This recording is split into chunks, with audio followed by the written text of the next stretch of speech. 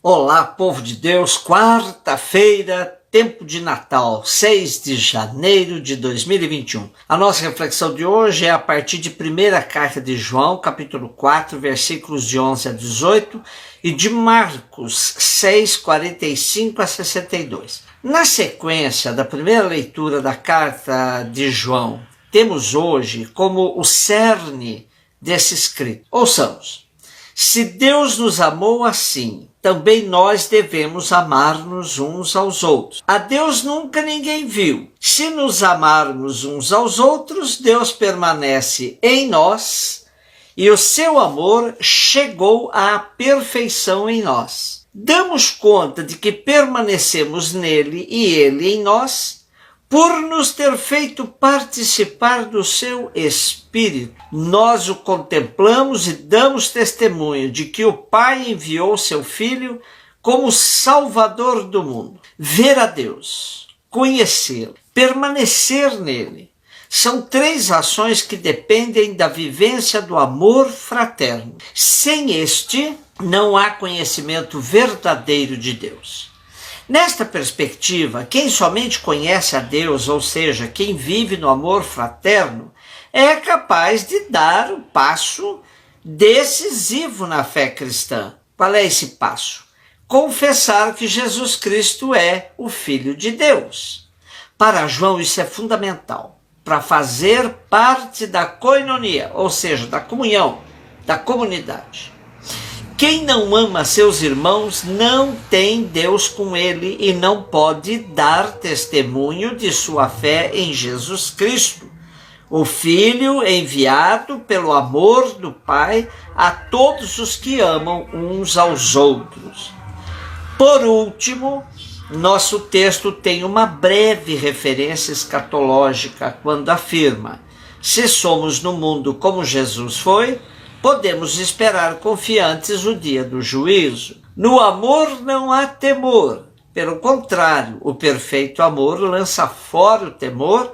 De fato, o temor pressupõe castigo e quem teme não é perfeito no amor. Notemos que João passa total confiança aos membros da confraria, isto é, da koinonia.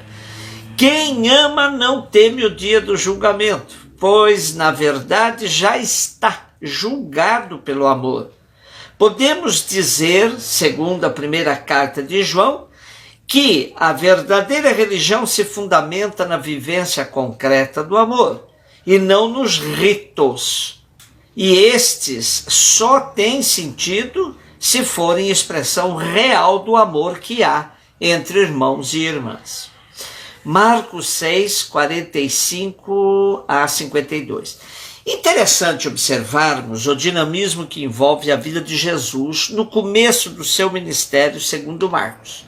O capítulo 6 de Marcos começa com Jesus em Nazaré, ensinando na sinagoga de sua terra e percorrendo aldeias vizinhas. Seus discípulos tinham ensaiado os primeiros passos na missão depois de serem instruídos por Jesus. Quando voltam, Jesus lhes diz: vinde vós à parte no lugar deserto e descansai um pouco. De nada adiantou. A multidão seguiu o movimento dos discípulos e se adiantou ao lugar para onde se dirigiram, no deserto. Jesus, movido pela compaixão, sacia a fome da multidão e ordena a seus discípulos que entrem no barco e se dirijam na outra margem, rumo a Betsaida, enquanto ele despedia a multidão. Aqui está, então, o começo do nosso texto. Depois de os haver despedido, subiu ao monte para orar. Aí permaneceu só, até o anoitecer. Jesus sozinho em terra firme e os discípulos tentando remar no mar revolto. Vendo-os, Jesus foi ao encontro deles, andando sobre o mar. Imaginemos a cena: pobres homens em alto mar, cansados de remar, pois o vento lhes era contrário, e sem mais vem um homem andando sobre as águas.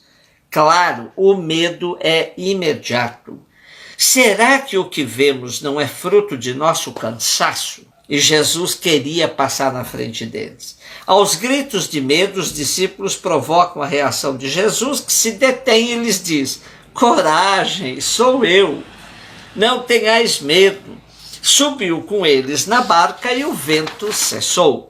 Já abordamos aqui que a barca é uma metáfora das primeiras comunidades, isto é, simboliza a igreja nascente. Quando Jesus fica em terra firme e os discípulos na barca em meio ao mar revolto, é claro que a leitura em comunidade levava os fiéis a pensar: nossas comunidades sofrem com tantas perseguições, os ventos nos são contrários, mas ganhamos confiança quando temos a certeza de que Jesus está conosco no mesmo barco. Todos estamos no mesmo barco. Esta era a sensação que invadia a alma dos primeiros cristãos, dos discípulos, testemunhando a fé com convicção e dizendo: Ele está no meio de nós.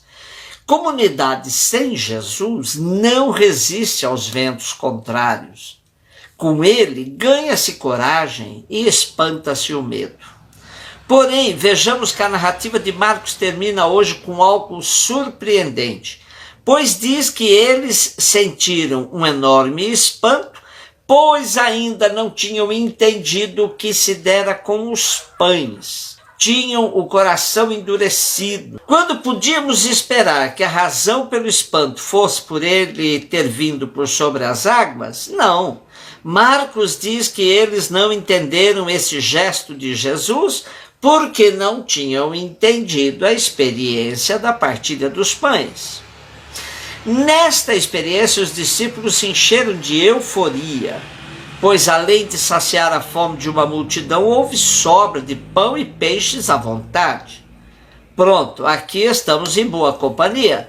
Estando com ele, o que comer está garantido. E de maneira que é possível maravilhar e saciar a toda uma multidão. Sucesso garantido.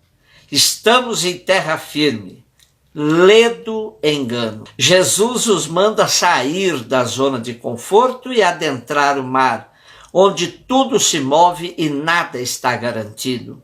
Jesus corrige a euforia dos discípulos. Por isso, Marcos diz: não tinham compreendido nada a respeito dos pães.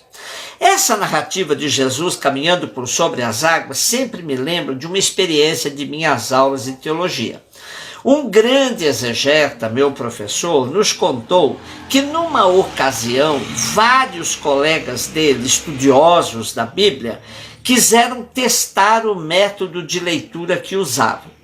A pergunta que os guiava era a seguinte: será que nossa leitura bíblica fala ao coração do povo? Transmite mesmo a boa nova de Jesus ao povo simples? Com essa pergunta na cabeça, reuniram-se numa periferia de uma grande cidade, onde havia vários grupos de Bíblia. Escolheram esse texto de Jesus que caminha por sobre as águas para fazer o teste. Leram, estudaram, traduziram do original grego, cercaram várias possibilidades de interpretação. Depois, cada exegeta foi para um grupo popular de leitura bíblica para fazer a mesma leitura e ouvir como o povo a entendia.